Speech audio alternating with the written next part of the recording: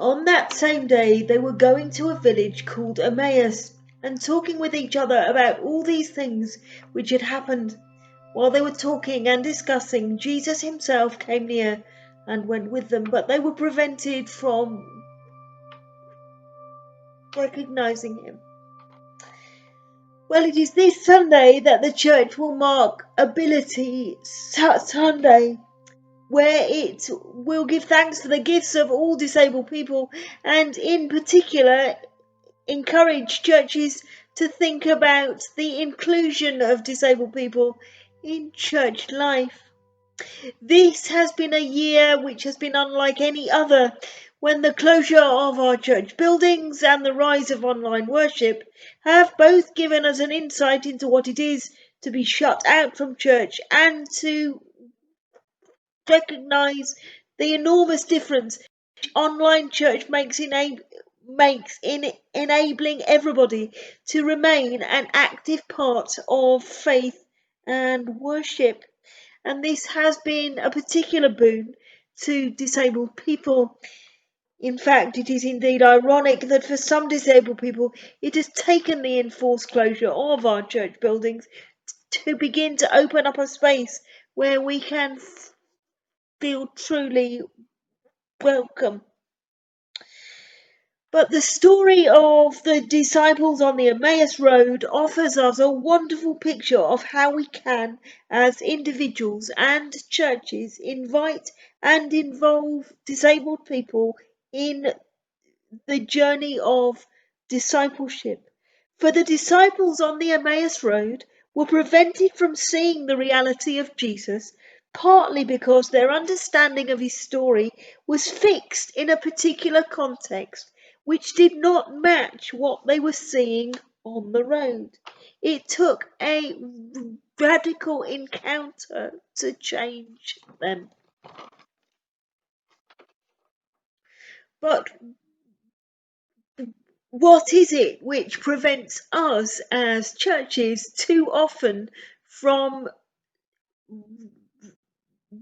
recognizing the truth of disabled people's gifts and enabling them to bear fruit within our churches? Perhaps it is because we have already decided that we know what disabled people are like. Perhaps we think we know where the place of disabled people sits in the gospel narrative, and we are not inclined to disturb it. Perhaps it is because, like the disciples, we see disabled people in a particular context which often does not include church, and so we are thrown. But the story of the Emmaus Road is one not of a belief confirmed, but of a misunderstanding overturned by a startling encounter with the truth. In that same spirit, I invite us all to include disabled people more actively in our churches, and to do so not as an act of kindness or as a dispensation, but as a recognition that we are travelling together on a common road with Christ and with each other. And to be frank, because the body of Christ, the church, is simply not complete without the presence of disabled people. In the Emmaus story, it was Jesus' actions, not his words, that were the means by which his disciples understood. It is the same with church. We can talk about welcome as much as we like, but to say people are welcome and do no more is not enough.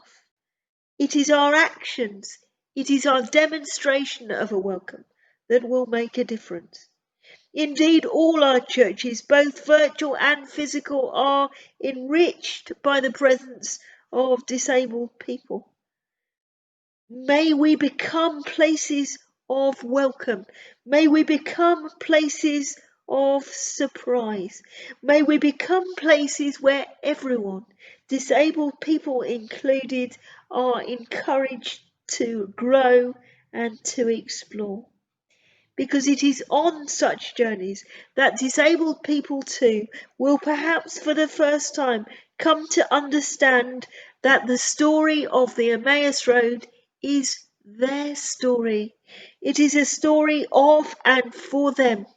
They can take their place on that road alongside Christ and alongside all of us, just as we long to share in your stories too.